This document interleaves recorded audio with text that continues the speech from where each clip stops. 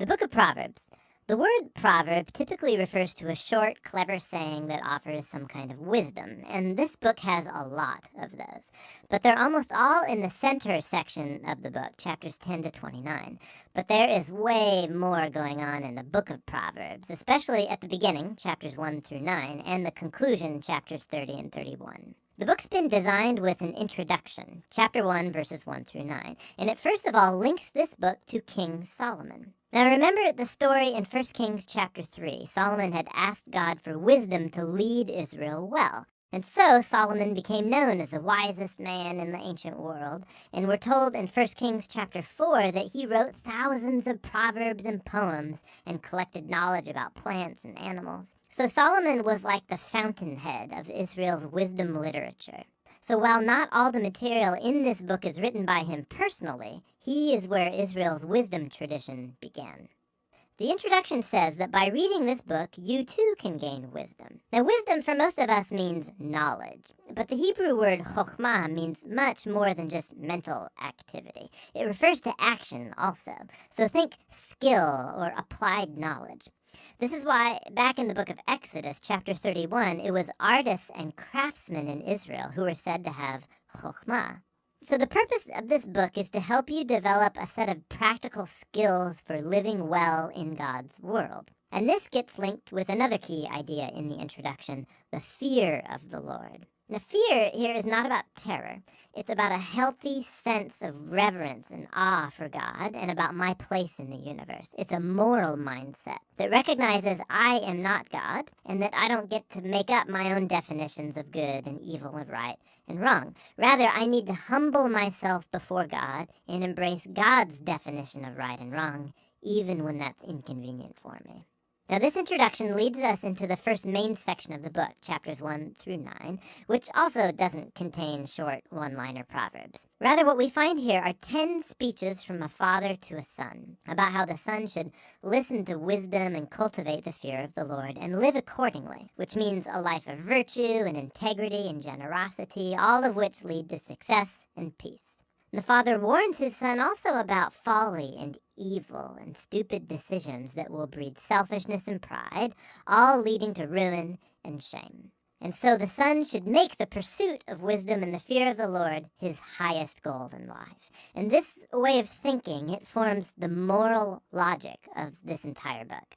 Now, these speeches from the father also clue us into what biblical wisdom literature is and how it's different from other parts of the Bible. These books explore how to live well in God's world, but wisdom is not the same as law, like what Moses gave Israel at Mount Sinai. And it's not the same as prophecy, divine speech to God's people. Rather, wisdom literature has the accumulated insight of God's people through the generations about how to live in a way that honors God and others. And so, through the book of Proverbs now, these human words about wisdom have been put together as God's word and wisdom to his people, which connects to the other thing you find in chapters 1 through 9. There are 4 poems from Lady Wisdom. Here, wisdom has been poetically personified as a woman who calls out to humanity to pay attention and to seek her.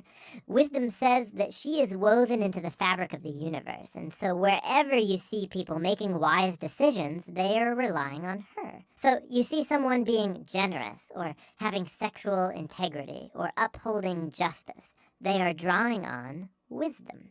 These Lady Wisdom poems, they're a creative, poetic way of exploring this idea that we live in God's moral universe, and that goodness and justice are objective realities that we ignore to our own peril. And so fearing the Lord, living wisely, it's living along the grain of the universe.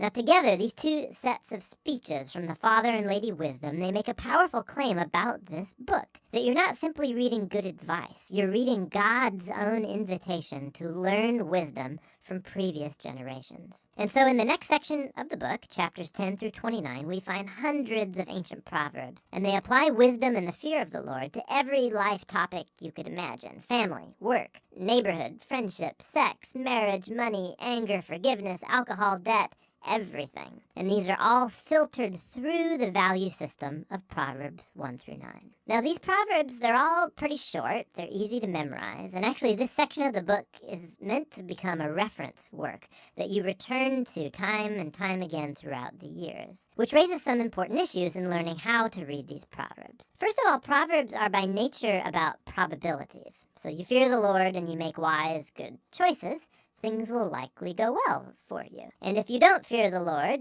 you're foolish, your life will likely not go so well. Now, that is all often true, but not always. Which leads to the next point, that Proverbs are not promises. They're not formulas for success. So, some Proverbs, for example. The fear of the Lord prolongs your life, but the years of the wicked are cut short. Or, train up a child in the way they should go, and when they're old, they won't turn from it. So yes, fearing God, being a moral person, will most likely lead to a better, longer life, and raising your kids in a stable, loving home does set them up well, but there are no guarantees. Lots of things can and often do go wrong in our world. And so lastly, Proverbs by nature focus on the general rule, but not the exceptions, which are many. And the wisdom books actually aren't ignorant of that. The exceptions are what the other wisdom books, Job and Ecclesiastes, are all about. And together, these acknowledge that life is too complex for simple formulas, which is why we need all of the wisdom books together to get the bigger picture. This all leads to the final section of the book, two large collections of poems. First, poems from a man named Agur, who begins by acknowledging his own ignorance and folly and his great need for God's wisdom. And then Agur discovers that divine wisdom has been given to him in the scriptures, which teach him how to live well. And so Agur is put before us as like a model reader of the book of Proverbs, somebody who's always open to hearing God's wisdom through the scriptures. The final poems are connected to a man named Lemuel. He's a non-Israelite king, and he passes on the wisdom that was given to him by his mom. It's guidance for being a wise and just leader. And then the final poem is an acrostic or an alphabet poem where each line begins with a new letter of the Hebrew alphabet. And the entire poem's about the woman of noble character. It depicts a woman who lives according to the wisdom of Proverbs and stands like a model of someone who takes God's wisdom and then translates it into practical decisions in everyday life, at work or at home, in her family and in her community. So the book opened with words from a father to a son about listening to Lady Wisdom, and so now the book closes by offering the words of a mother to her son about a woman who lives wisely. The book of Proverbs is for every person in every season of life. It's a guide for living wisely and well in God's good world.